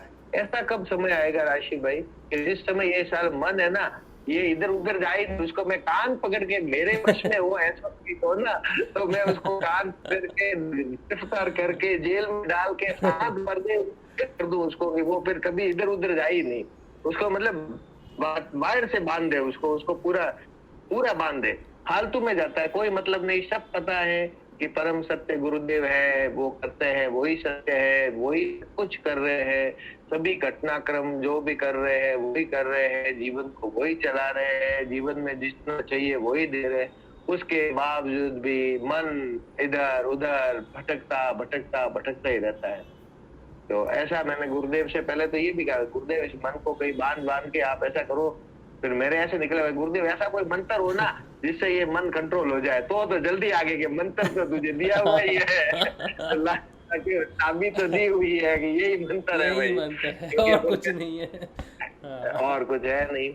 तो ऐसा भी होगा कोई पतंजलि अष्टांग योग में कहीं लिखा हुआ है क्या कि ये मन है किस स्थिति में आके फिर शांत हो जाएगा? मैं बहुत इस मन से दुखी हूँ अब तो, मन से परेशान हूँ। मतलब मैं ये मन, मुझे पता है कि ये मन कर रहा है, सब बांटता है इधर उधर, लेकिन ऐसा कोई बटन, नाम जपते हैं हम, नाम जप बटन तो है, उसको दबाने से फिर ये बस मन इधर उधर जाना बंद हो जाए, इसका कोई उपाय नहीं मिल रहा है। ये जो आपने अभी तक जितनी भी बात कही ना, थोड़ा पानी दो, जो भी बात आपने अभी तक कही ना, देखो मेरा एजेंडा कुछ ऐसा नहीं रहता कि कभी भी किसी को एनालाइज करूं या कभी किसी को जज करूं, ऐसा मेरा कभी नहीं रहता। लेकिन ये जब गुरुदेव यहाँ पे बिठाते हैं ना, तब आप सब जब बात करते हो ना, तो पता नहीं ऐसा रहता है, ऐसा जजमेंट हो जाता है, या फिर पता नहीं ऐसा मन करता है कि मैं उस विषय में बात करूं, क्योंकि जिस विषय को आप नहीं समझ पा रहे हो ना, कई बार हम जब खेल खेलते हैं ना तो इतना करीब से उसको नहीं जान पाते, क्योंकि हम सिर्फ अपने आप को देख रहे होते हैं। लेकिन जो बाहर बैठा देख रहा होता है ना, वो सारे खिलाड़ियों के हिसाब से देखता है, और वह ज़्यादा अच्छी तरह से समझ पाता है कि आप वो इधर से जाता तो शायद ठीक हो जाता, उसको ज़्यादा अच्छा पता चलता है। तो वैसा ही है, बस यहाँ पर बैठ के बात सुनना कुछ वैसा ही है। आप जब बात कर रहे थे ना, तो मेरे मन में ना जैसे प्यार में जैसे रोना आता है ना गुरुदेव के लिए, जब कोई रोए, हृदय से कोई रोना चाहे, बड़ा व्यथित हो जाए, उसको समझ ही ना पाए, जान ही ना पाए, उसके दर्शन ना हो पाए, या समझ ही ना आए क्या है, पर उसके सिवा कोई और है भी नहीं, ऐसी स्थिति पैदा हो जाए, तो वो एक प्रभु के प्रति, एक करुण पुकार के प्रति एक होता है रुदन। वो मुझे ऐसा महसूस हो रहा था जब आप बोल रहे थे। और दूसरी बात है कि मेरी बातों का अगर आपको सही लगे तो मैं आपको कहता हूँ कि आपके जीवन में जो घटनाएं घट रही हैं ना, ये आपके जीवन का सबसे महत्वपूर्ण मोड़ है। आपके जीवन का है कि नहीं वो तो पता नहीं, लेकिन आपकी साधना का जो सबसे महत्वपूर्ण मोड़ होता है वो यही है। इसका कारण मैं आपको बता रहा हूँ। देखो, आपने जब से वो अनुसंधान करने गए हो, कहीं पर अनुष्ठान किया, उसके बाद से अब मैं यहाँ बैठा हूँ कलकत्ता में, ठीक है, लेकिन तब से मुझे पता है कि नरहरि भाई परेशान है। आपने मुझे कभी नहीं बताया, लेकिन मुझे पता है कि नरहरि भाई परेशान है। अब देखो, मैं एक साधारण सा शिष्य हूँ गुरुदेव का, बिल्कुल आम सा गुरु भाई हूँ आपका। आप भी जानते हो कि मुझ में कुछ विशेष नहीं, और मैं तो पक्का ही जानता हूँ कि कुछ भी नहीं है, लेकिन मैं गुरुदेव से सच्चे मन से जुड़ा हूँ, ये आप भी जानते हो। और मैं ये भी जानता हूँ कि आप भी गुरुदेव से सच्चे मन से जुड़े हुए, ये मैं जानता हूँ, इस सच्चाई को मैं जानता हूँ। तो आपका जो हृदय, जो हम दोनों गुरुदेव से ही जुड़े हुए हैं ना, एक ही डोर से जुड़े हुए हैं, कहीं तान पड़ रहा है, कहीं जोर पड़ रहा है, तो जब बात होती है ना तो पता चल जाता है कि हाँ है। तो आपके जीवन में जो चल रहा है ना, वो इस समय ऐसी खींच चल रही है, वो बहुत ज़रूरी है। आपको मैं बताऊं तो उसका कोई लाभ नहीं, बताने वाले तो गुरुदेव ही हैं। और दूसरी बात ये है कि आपने अभी जो कहा कि मैं अपने मन से परेशान हूँ, मुझे पता है मन बदमाशी कर रहा है, तो ये तो बहुत बड़ी जीत है। जीत इसलिए है कि व्यक्ति पूरी ज़िंदगी जी जाते हैं, लेकिन उनको मन में और मुझ में, आत्म में कभी भेद ही पता नहीं चलता। लेकिन आप अगर सोच रहे हो कि ये हाँ, ये मुझे पता है, ये मन की है और मन का मेरे पे अधिकार है, ये भी मैं जानता हूँ, बस इस अधिकार को मैं ख़त्म कर दूँ। मैंने ये तो जान लिया है कि मैं मन नहीं हूँ, लेकिन फिर भी मन का मेरे ऊपर अधिकार है और मैं उससे निकलना चाहता हूँ। यही आपकी जंग है। लेकिन सबसे बड़ी विजय तो आपने प्राप्त यहीं पे कर ली कि आपको ये पता चल गया कि आप मन नहीं हो। अब इसके बाद उस मन का शून्य करना, यानी कि अपने ऊपर जो आपका प्रभाव है, जो उसने रस्सियाँ डाल रखी हैं, उसको निकालना ही आपकी जंग है इस समय। और वो सिर्फ तभी हो सकती है जब आप सहज भाव से, सरेंडर भाव से गुरुदेव को, आप वैसे ही कर रहे हो बिल्कुल, इसमें और कुछ कहने वाली बात नहीं है। क्योंकि ये सोचो कि 10 मीटर का एक गड्ढा है या कीचड़ है, तो वो 10 मीटर आपको चलने ही जाना ही है। अगर 3 मीटर 4 मीटर हो गया तो 6 मीटर और चल के जाना है आपको, या 5 मीटर या 4 मीटर और चल के जाना है। इसमें कोई कुछ नहीं कर सकता। हाँ, लेकिन मेरी बात अगर आपको थोड़ी सी भी ये दे, ठंडक दे, तो मैं ये कहूँगा कि आप बहुत अच्छे इस समय खड़े हो, जो मुझे दिखता है। मेरे जीवन में, मैंने कहा ना, जब ये समय आया था मैं बहुत रोया गुरुदेव के लिए, बहुत रोया। तब तो मुझे कोई बताने वाला नहीं था कि तेरे जीवन में ये सबसे बड़ा बदलाव आ रहा है, जो तुझे आज कड़वा लग रहा है, जहर की तरह लग रहा है जीवन, लेकिन यही तेरे लिए अमृत बन जाएगा आगे जाके। तो आप जिस इस समय हो ना, तो आप समझ लो कि मन से डिटैच होने का ये प्रक्रिया है, और वो इतनी जल्दी छोड़ता नहीं अपना प्रभाव। क्योंकि उसमें सारे पता नहीं कितने जन्मों के हमारी ही चीज़ें भरी हुई हैं उसमें। तो इसलिए वो हम संसार में है, माया में है, इसीलिए उसका थोड़ा सा राजत्व रहता है। लेकिन ये पीरियड कस्सम कस्सी का है नरहरि भाई। तो आपने अगर ये जान लिया कि ये मन है और मैं आत्म हूँ और मेरा युद्ध चल रहा है, तो फिर कोई दिक्कत नहीं, जल्दी से वो काम हो जाएगा। तो आप ऐसे ही चलो, बिल्कुल सही है। और मुझे ऐसा लगता है कि बहुत कम शिष्य हैं जो इस स्थिति में पहुंचते हैं, और वो रियलाइजेशन का टाइम होता है।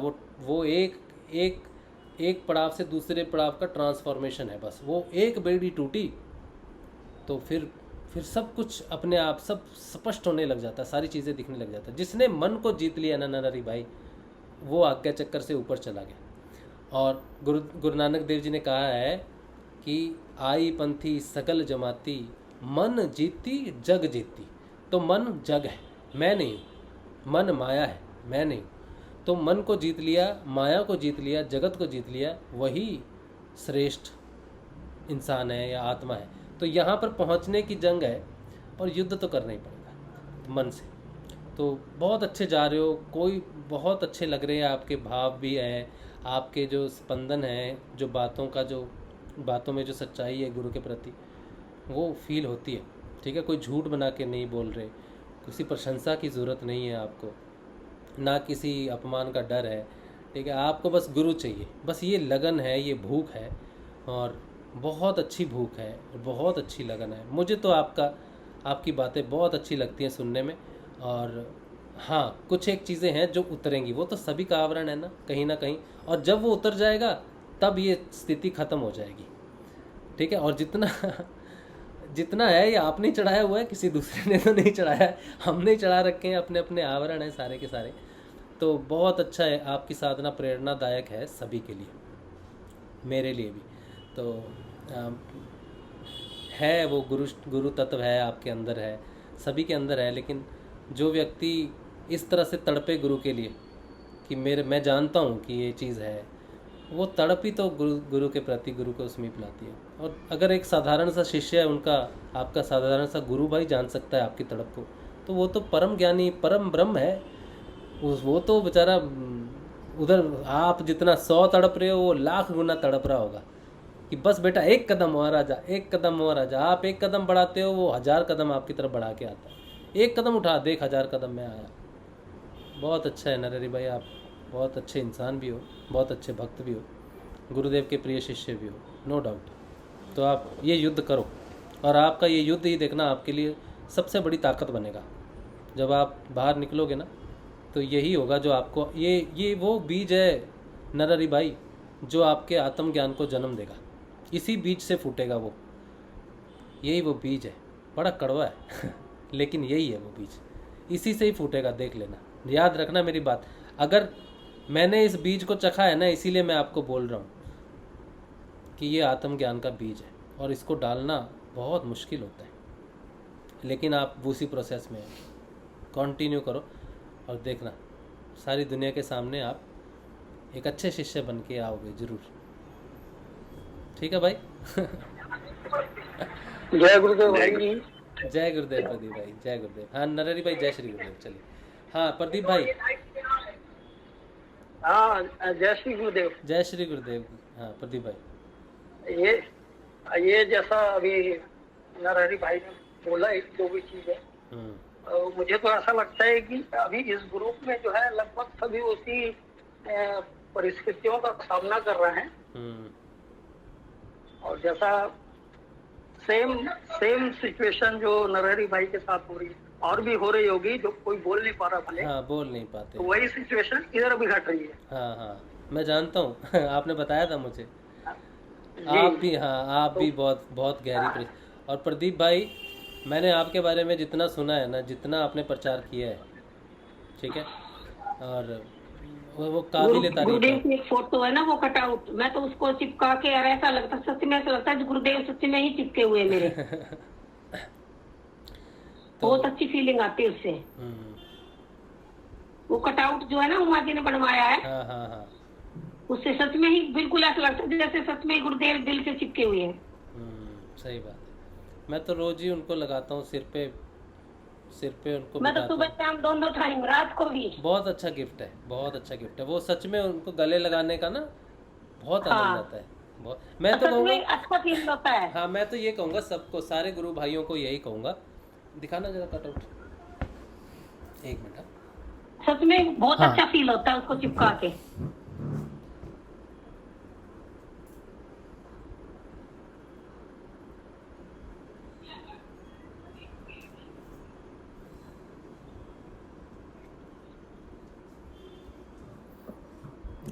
ये गुरुदेव का कटआउट है, ठीक है। हाँ, ये चिपका के बहुत अच्छा लगता है। ये हमारी उमा बहन है दिल्ली में, उमा गोयल, उन्होंने भेजा, बाकियों को भी दिया। सच कहता हूँ, सुबह उठ के ना, पहले तो ये जो चरण है इनमें माथा टेकना, और फिर गुरुदेव को हमेशा सुबह आके, दिन में एक बार, अगर लेट हो गए तो, नहीं तो सुबह गुरुदेव के चरणों को नमस्कार करना और गुरुदेव को गले से लगाना और गुरुदेव से प्यार करना। बाकी प्यार में आप उसे क्या बुलाते हो ये तो आप पे डिपेंड करता है।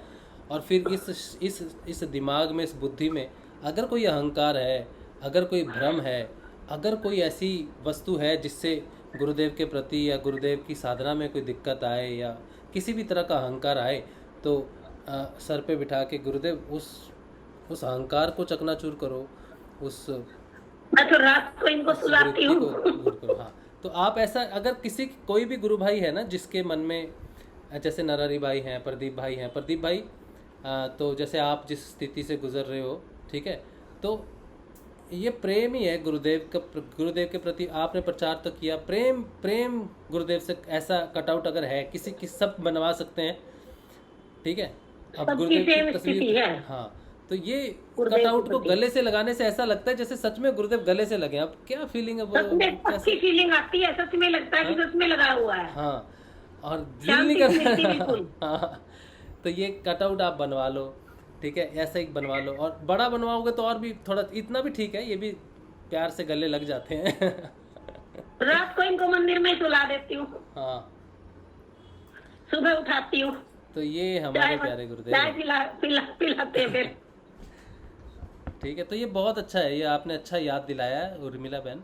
ये जितना भी है हम लोग कभी कभी, जैसे नरहरि भाई ने कहा ना कि रो लेते हैं, रोना आ जाता है, तो इनको गले से लगा के आप प्रेम करो ना, तो गुरुदेव बहुत प्यारे हैं। अब क्या बताएं, आप सब जानती हो।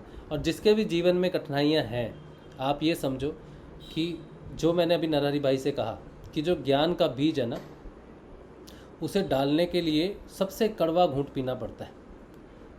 मीरा ने सबसे कड़वा घूंट पिया जहर। इस तरह से जितने भी संत हुए हैं, जितने भी, अब विवेकानंद को ले लो, विवेकानंद का जीवन पढ़ोगे तो कांटों पे चले हैं वो, तब जाके वो शिकागो में जाके बोले हैं। तब भी उनके गुरु बोलते थे, रोज सोते थे ना रात को, तो उनके गुरु खड़े होके सारा व्याख्यान रात को देख देते थे उनको, सुबह जाके वो वहाँ बोलते थे। वो कहते थे मुझे नहीं पता, जो मैंने पढ़ा लिखा है वो तो ख़त्म हो गया मेरा, लेकिन रोज़, और इतनी ज़ोर से उनके गुरुदेव उनको उपदेश करते थे ब्रह्मलीन होने के बाद भी, कि लोग सुनते थे। सुबह पूछते थे आप किससे बात कर रहे थे स्वामी जी, तो वो बोल देते थे कुछ भी। कैसे बताएंगे कि उनके गुरु ने उपदेश कर रहे हैं, लोग कहेंगे पागल है भाई। तो ऐसा है, तो गुरु के प्रति प्रेम जो है ना, गुरु के प्रति प्रेम अगर पड़ जाए ना, तो सारी दुनिया अलग और आप अलग। और गुरुदेव की तस्वीर होगी आपके पास, अगर कटआउट नहीं है तो कोई बात नहीं, कटआउट से तो अच्छा लगता है, लेकिन फ़ोटो को भी लगाओ, गले से लगाओ, गुरुदेव से प्रेम करो, और जिस तरह से प्रेम करना है वैसे करो आप, अच्छा लगेगा आपको। हाँ, प्रदीप भाई कुछ बोल रहे थे और कुछ बात कर रहे थे।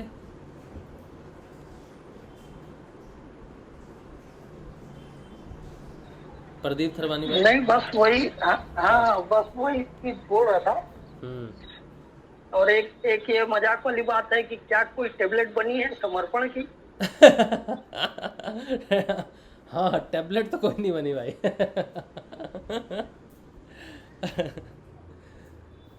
टेबलेट तो कोई नहीं है। भैया, हाँ करण भैया, जैसे समर्पण के बारे में पूछना, जैसे आपने बताया कि बहुत सारे शिष्य जो अंदर से नहीं जुड़े हैं, वो जब भारी कष्टों में फंसेंगे गुरु कृपा से, तो सीधी बात है कि हाँ, उनका ये गुरुदेव अच्छा कहा खत्म तुमने, होगा। ये अच्छा कहा तुमने, भारी कष्टों में फंसेंगे गुरु कृपा से। सही बात है ये, तब तक नहीं अक्ल आएगी। और ये सही बात है, मैंने तो भैया ऐसे ही सीखा है, जब तक मेरा पाँव मुसीबत में नहीं पड़ा, कीचड़ में नहीं पड़ा गुरु कृपा से, तब तक मुझे तो नहीं अक्ल आई। बाकियों का पता नहीं, कोई ज़्यादा समझदार हो तो अलग बात है। मेरे अभी जैसा और कीचड़ में पड़ेंगे, मेरे जैसा बेवकूफ़ हो तो कीचड़ में गिरेगा ही गिरेगा, समझदार हुआ तो शायद अभी नहीं और कीचड़ में, अभी और गिरेंगे हम। गिरेगा। अरे अगर गिरेंगे भी ना, अगर कीचड़ में गिरेंगे भी ना, तो गुरु ने ही गिराया, तो वो कुछ समझाने के लिए ही गिराएगा। गुरु ही धोएंगे फिर उस कीचड़ को, हाँ, गुरु ही धोएंगे कीचड़ को, पर समझ जाए तो वही अच्छी बैठ बात जाए है, ना, जिद करके। समझ जाए तो अच्छी बात है, क्योंकि गुरुदेव अपना काम करवाते हैं, करते हैं, लेकिन आपके अंदर में बदलाव का छोटा सा हिस्सा आपका जरूर रहता है। ठीक है, वो वही आपका आत्मज्ञान के बीज होता है, जो आप स्वयं समझते हो, आप स्वयं साक्षात्कार करते हो ना, वो महत्वपूर्ण है। 99% तो गुरुदेव रोक लेंगे, 10% आपको देंगे। अब आप उसमें क्या सोचते हो, अपनी क्या तरकीब लगाते हो, साइकोलॉजी, पैरासाइकोलॉजी, जो भी आप लगाओगे ना, वो आप पे डिपेंड करता है। तो वो इसीलिए सरेंडर कर देना चाहिए और अहम भाव नहीं रखना चाहिए। अब अपमान मान सम्मान में फंसा ना जो, वही गया बस। तो गुरु प्रति सब उसका है बोल के छोड़ देना चाहिए। अच्छा चलो, आज समय तो, हाँ करण, मैं प्रश्न लेने वाला था तुम्हारा एक और, जल्दी। हाँ, एक प्रश्न और है। हाँ। मैं ये पूछ रहा था कि जो लोग कष्टों में फंसते हैं और उसके बाद गुरु से जुड़ते हैं, उनमें से कुछ जो बुद्धिमान और सक्षम शिष्य हैं, उनके अलावा बाकी लोग जो रिश्ता जोड़ेंगे वो तो अपना स्वार्थ का रिश्ता जोड़ेंगे, क्योंकि गुरु को इसलिए मान रहे हैं कि हमारे कष्टों का निवारण हो। तो ये स्वार्थ का रिश्ता प्रेम के रिश्ते में कैसे बदलेगा? जो जितना बुद्धिमान है ना, जो जितना बुद्धिमान है उसके लिए उतना ही डिफिकल्ट है गुरु से जुड़ना। बुद्धि, नॉलेज, भौतिक ज्ञान, ये सबसे बड़ी कठिनाइयाँ साबित होंगी उस शिष्य के लिए जिसको इसमें पराकाष्ठा प्राप्त है। जो जितना चतुर और चालाक है, जो जितना इंटेलिजेंट है, जो जितना समझदार है, वो उतना ही गुरु से दूर रहेगा। लेकिन जो जितना ही बेवकूफ़ है, जिसको कुछ नहीं समझ में आता, जो लाइलग है, जिसने इसकी भी सुन ली उसकी भी सुन ली, हाँ कर ली, उसको गुरुदेव पता है ये नालायक है, ये बिल्कुल घोंचू है, गधा है, ठीक है, इसको मैं नहीं छोड़ सकता भाई। वो इंटेलिजेंट है, उसको तो समझ है, ये तो मेरा बच्चा बिल्कुल ही गधे की तरह है, गधे को मैं नहीं छोड़ सकता। तो देखो ना, माँ बाप का जो बच्चा, जो माँ बाप का बच्चा नालायक होता है, माँ बाप उसे बार बार कहते हैं, भाई तूने ठीक से खाया, तू गया, तूने पैसे रख लिए, तूने बैट ठीक रखा, वहाँ जाना ठीक से, तो उसकी ज़्यादा चिंता रहती है। होशियार की नहीं रहती, होशियार को कहते तू जा।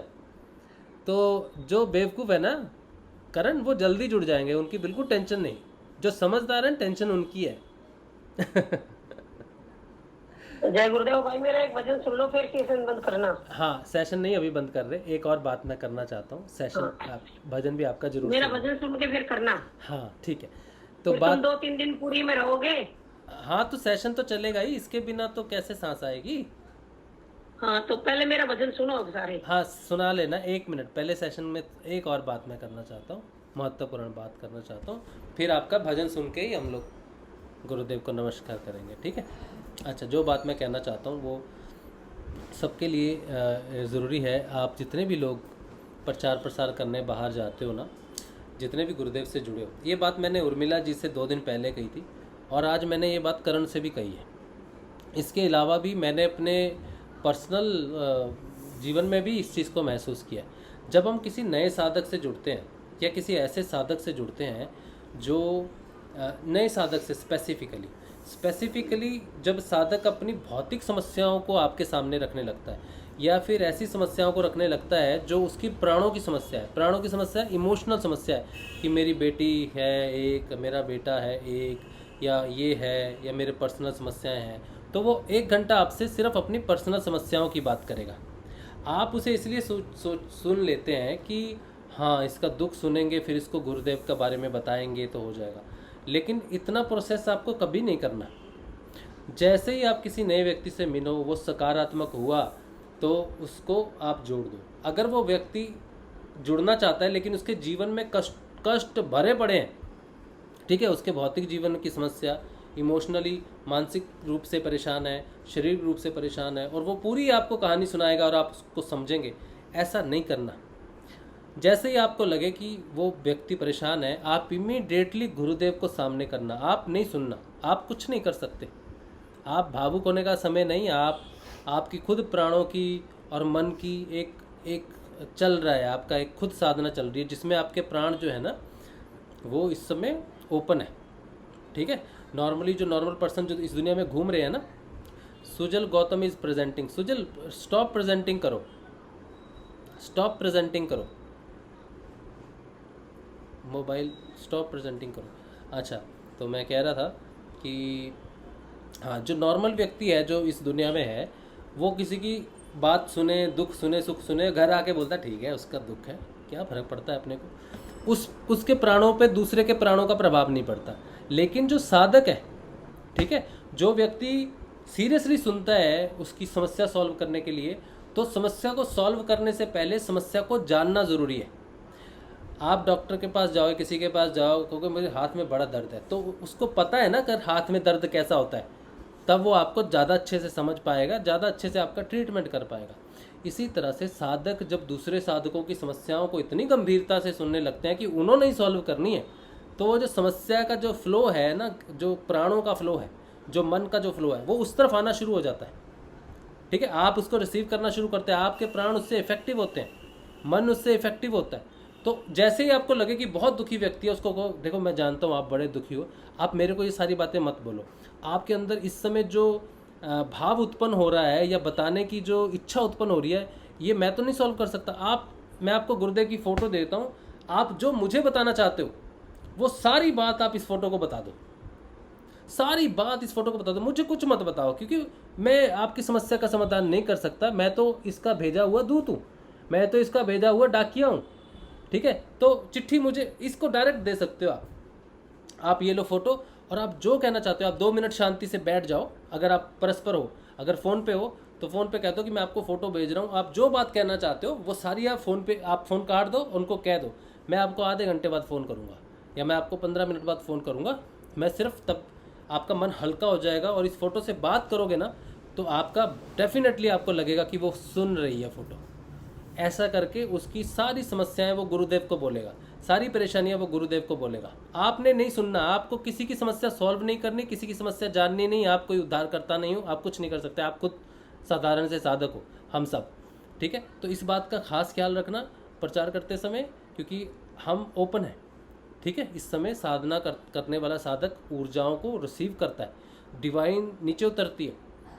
ठीक है, तो इसीलिए इस बात का खास ख्याल रखना। हाँ, कोई आध्यात्मिक बात करे, अध्यात्म जैसे अभी नरहरि भाई ने बात की, वो मन की बात कही, वो अध्यात्म की बात है। ठीक है, अभी प्रदीप भाई ने कही कि हाँ मैं समस्या से, उस समस्या से गुजर रहा हूँ या कुछ भी है, वो एक समस्या, आपको सलूशन नहीं देना है उसके लिए। लेकिन जब नए साधक जुड़ेंगे ना तो आपको बहुत सारी चीज़ें ऐसी सुननी पड़ेंगी, तो ये बात का खास ख्याल रखना। गुरुदेव को आगे करके गुरुदेव से बात करवाना, गुरुदेव से वो बात बोलें और गुरुदेव उसको एब्जॉर्व कर सकते हैं। ठीक है, फिर जब वो एक बार सेशन में जुड़ जाएगा, वो धीरे धीरे धीरे धीरे हो जाएगा। अभी आपने देखा होगा कुछ साथ जब से सेशनों में कुछ चेंजेस आए हैं, तो हम जब भी कोई ऐसी बात होती है जिससे जो है एक प्राण दूसरे प्राण की तरफ बहना शुरू कर दे, उसको रोक देता हूँ मैं, उससे ज़्यादा इनिशिएट नहीं करता।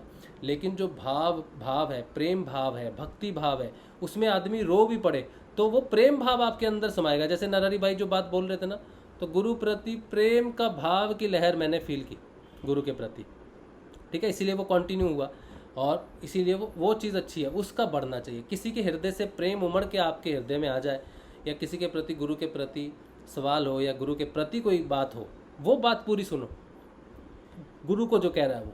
लेकिन आपको जो कह रहा है कि आप कर दोगे कुछ, आप उस तरह शक्तिमान बन के नहीं खड़े हो जाना कि हाँ हाँ बताओ मैं सुन रहा हूँ, फिर मैं आपको बताऊँगा क्या करना है, ऐसा नहीं करना। ठीक है, इस बात का खास ख्याल रखना। प्रचार करते हैं ना, मिलते हैं लोगों को, ये बात मैं कहना चाहता था बहुत दिन से आप सबसे। चलिए अब सुन लेते हैं, उर्मिला जी का एक भजन है। ऐसे मत बोल, अब सुन लेते हैं। तो क्या बोलूं, क्या बड़ी बोलूं? मेहनत करके बनाते हो। मैंने तो सुना है वो 5 मिनट का जो भजन है आपका, हाँ हाँ बहुत हाँ, मस्त है, बहुत अच्छा मस्त, नहीं बनाया। बहुत मस्त भजन है, बहुत हाँ। अच्छा है, बहुत अच्छा है। सुनो, जय श्री गुरुदेव, जय श्री दादा। ये जो बता रहे हो ना कि सब समस्या गुरुदेव के सामने फोटो बोल के तुम बताते हो कल की के बारे में, हाँ। कि एक फोटो निकालो और वो गुरुदेव देखो, गुरुदेव का ध्यान लगा के देखो फोटो से, तो वो खुद ही जवाब देगी। तो इसी पे आई है। हाँ चलो, बहुत बढ़िया। बोलो समर्थ सत गुरुदेव संत श्री रामलाल जी से आगे की जय। शिव अवतारी महायोगेश्वर बाबा श्री गंगाई नाथ की जय। गुरु का महामंत्र कानों में मिश्री घोलता है, गुरु का महामंत्र कानों में मिश्री घोलता है। गुरु की फोटो से ध्यान लगाओ, फोटो बोलता है। गुरु की फोटो से ध्यान लगाओ, फोटो बोलता है। इंसान नहीं अवतार गुरु है, करता सबसे प्यार गुरु है। पूर्ण समर्पण जो कर देता, उसको करता पार गुरु है। क्यों तू भटक चाहूं और गुरु ये बोलता है। गुरु की फोटो से ध्यान लगाओ, फोटो बोलता है। गुरु का महामंत्र कानों में मिश्री घोलता है। गुरु की फोटो से ध्यान लगाओ, फोटो बोलता है। गुरु मंत्र जब अंदर जाता, सोई कुंडलनी को जगाता। हाथ पकड़ ऊपर ले जाता, 3 बंद तेरे लगवाता। तेरे बंधे हुए सब चक्र गुरु ही खोलता है। गुरु की फोटो से ध्यान लगाओ, फोटो बोलता है। गुरु का महामंत्र कानों में मिश्री घोलता है। गुरु की फोटो से ध्यान लगाओ, फोटो बोलता है। अंदर जो भी आए बाधा, योगिक क्रिया से कटवाता। कभी खेचरी कभी सांभवी, गुरुदेव मुद्रा लगवाता। करवाता अंदर के बंद दरवाजे, गुरुदेव ही खोलता है। गुरु की फोटो से ध्यान लगाओ, फोटो बोलता है। गुरु का महामंत्र कानों में मिश्री घोलता है। गुरु की फोटो से ध्यान लगाओ, फोटो बोलता है। जब तेरा अजपा चल जाए, गुरु मंत्र इतना बढ़ जाए, तब तुझे देगा नाद सुनाई जो अंदर बोलता है। गुरु की फोटो से ध्यान लगाओ, फोटो बोलता है। गुरु का महामंत्र कानों में मिश्री घोलता है। गुरु की फोटो से ध्यान लगाओ, फोटो बोलता है। काम तेरा पूरा हो जाए, फिर तुझे गुरुदेव ही ध्यावे। तो सुनना और गुरु सुनावे, तेरे अंतर मन के भाव गुरु ही खोलता है। गुरु की फोटो से ध्यान लगाओ, फोटो बोलता है। गुरु का महामंत्र कानों में मिश्री घोलता है। गुरु की फोटो से ध्यान लगाओ, फोटो बोलता है। अंदर जितनी भी थी त्रुटि, गुरु मंत्र से सारी छूटी। मिटा अंधेरा हुआ उजाला, गुरु मिला है बंसी वाला।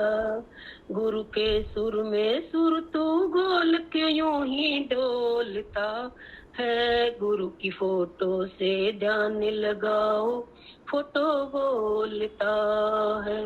गुरु का महामंत्र कानों में मिश्री घोलता है। गुरु की फोटो से ध्यान लगाओ, फोटो बोलता है।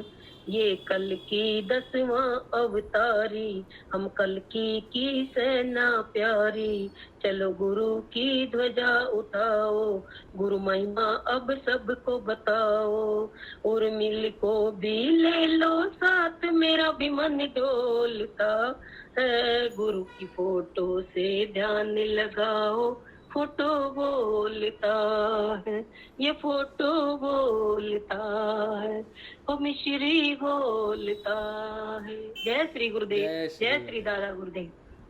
जय श्री गुरुदेव, बहुत बढ़िया। जय श्री दादा गुरुदेव। अद्वितीय, जय श्री दादा गुरुदेव। क्या बढ़िया, क्या बढ़िया। और टाइमिंग भी बड़ी सही है। क्या लय है, क्या स्वर है, और क्या शब्द है, और क्या भाव है, और टाइमिंग ये भी सब गुरु बिल्कुल की सही है। कृपा है दर्दी भाई, सच में ये गुरु की कृपा है। ये टाइमिंग भी बहुत सही है ये भजन की। बहुत अच्छा भजन। सब गुरुदेव का, सब गुरुदेव का, सब गुरुदेव, बिल्कुल सब गुरुदेव का। चलो बहुत बढ़िया। आज का सेशन हम गुरुदेव के श्री चरणों में रखते हैं। गुरुदेव हम सबका मार्गदर्शन करें, और कभी कभी कान भी खींच देना गुरुदेव हम सबके। वो तो खींच ही दे गुरुदेव, वो तो खींचता ही हो, वो तो 24 घंटे पकड़ के रखना पड़ता है, क्योंकि हम सबसे नालायक है ना, इसीलिए हमारी ज़्यादा देख रेख करना गुरुदेव। हम समझदार नहीं है, हम इंटेलिजेंट बिल्कुल भी नहीं है, हम गोचुओं के सरदार हैं। पागल हैं। हाँ, सब नालायकों की पराकाष्ठा है, तो हमारा साथ मत छोड़ना गुरुदेव। कान मरोड़ना, थप्पड़ मारना, कुछ भी करना, लेकिन साथ नहीं छोड़ना प्यारे। चलो ठीक है, आज का सेशन यहीं पे रखते हैं। कल सुबह मिलेंगे, सुबह के ध्यान में। जय श्री क्षण भर के लिए भी ना भूलो। हाँ, क्षण भर के लिए भी ना भूलें हम आपको। बिल्कुल, भूलते कहाँ है। ये कृपा बनाई रखे बस। नशा चढ़ रहा है, तो एक किस्म से हम भी शराब भी सही हो रखे हैं। हाँ, ये शराब, बस यही शराबी नशा ही होना चाहिए। हाँ, आदि हो गए हम, तो रुका ही नहीं जाता, एक सेकंड नहीं रुक सकते। बहुत अच्छी बात है, बहुत अच्छी बात है। ऐसे ही बस चलते रहेंगे ना, तो गुरुदेव अपने आप हमारा सबका मार्गदर्शन करेंगे। वही करते हैं और वही करेंगे। चलिए, जय श्री गुरुदेव, जय श्री दादा गुरुदेव। जय श्री गुरुदेव। जय श्री दादा, जय महादेव, जय श्री दादा, जय श्री। चलिए, YouTube पे भी मीना बहन बोल रही है, अति उत्तम गुरु बहन, मन खोल कर रख दिया आपने। हाँ, मैंने उधर बंद कर दिया, अभी नहीं सुन पाएंगे वो मैसेज, तो मैं मैसेज दे दूँगा, कल मैसेज दे दूँगा आपको। जय श्री।